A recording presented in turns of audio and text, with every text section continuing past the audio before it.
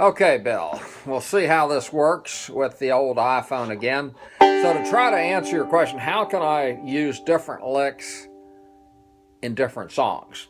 And like most everything that I discover musically is that the person who's interested in doing something basically skips the first 2 or 3 steps and goes to like step 5 and therefore can't function, can't use whatever they want to use. So the first step is you have to internalize a lick. Now what I did, just as an experiment, I just went to Banjo up the neck improvisation, and I just went to page 24 and just went to example 10A just to have something to do. Okay, so here's a lick. So we go, which is a fairly simple lick. Now, before trying to improvise, you'd have to get this lick mastered and then learn more licks. So let's talk about that lick. So we go. Now we could, just to show you where this is headed, so you could use this lick and palette on the floor. So you'd go. And then we go to page 25, same book. The first 2 measures of 9-pound hammer happen to be a G lick. So what we're doing is showing you how you can use the same lick in different songs. So the C lick happens to go, I'm sorry, it's a G lick. Okay? So I take example 10A and I play it one time. Then I go to page 25, measures 1 and 2.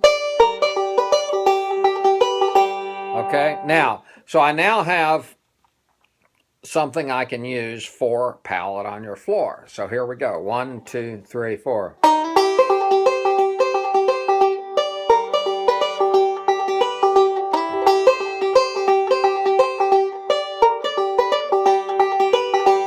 Okay, that's the first part, and then the next part, of course.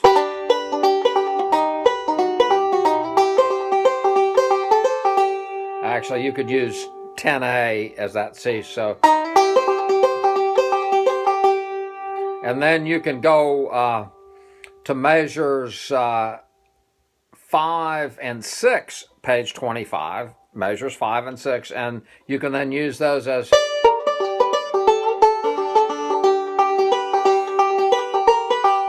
All right. Now, you can kind of rewind the video and see what I did, but I'll play it one more time, and then I'm going to shoot a second video because I'm really not answering your question. The question is, how can I learn to recall these licks and use them in multiple songs? But just to show you what's going on again. So here we go. So palette on the floor. We go to page 24, example 10A. So here we go. And then we go to page 25, playing licks 1 and 2. We now do the same thing again.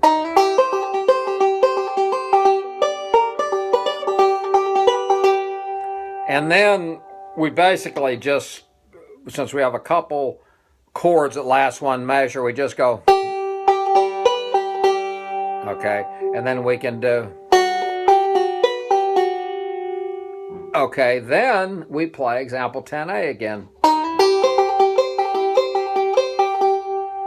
Okay, then we go to page 25, measures 5 and 6.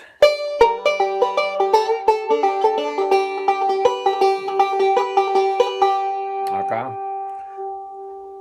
All right, now to make it even more crazy, now we go to Banjo pentatonic improvisation. And I don't know if that's going to be backwards on your screen or not. And all of a sudden, we go to page 30 of that book, and we see movable pentatonic licks 2.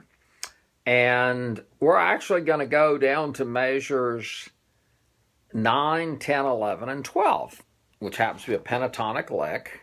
And here's what it sounds like. 1, 2, 3, 4.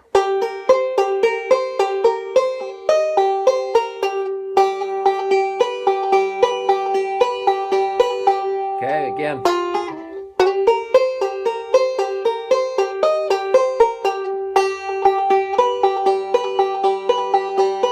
And then the rest of the song.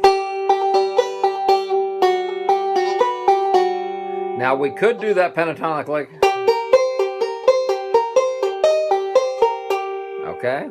Now we go back to this book and we play page 25, measures 5 and 6.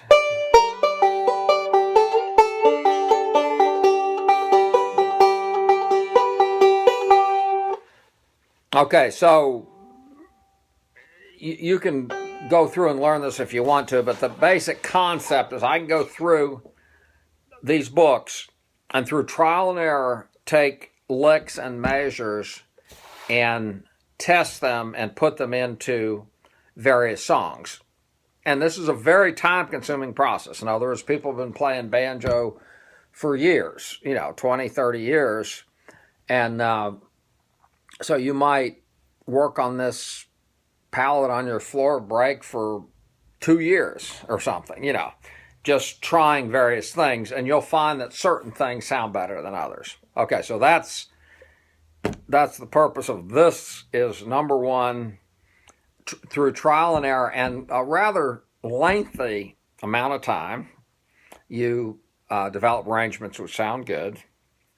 And the second point is you can go into various books and take licks from one song and put them in another song.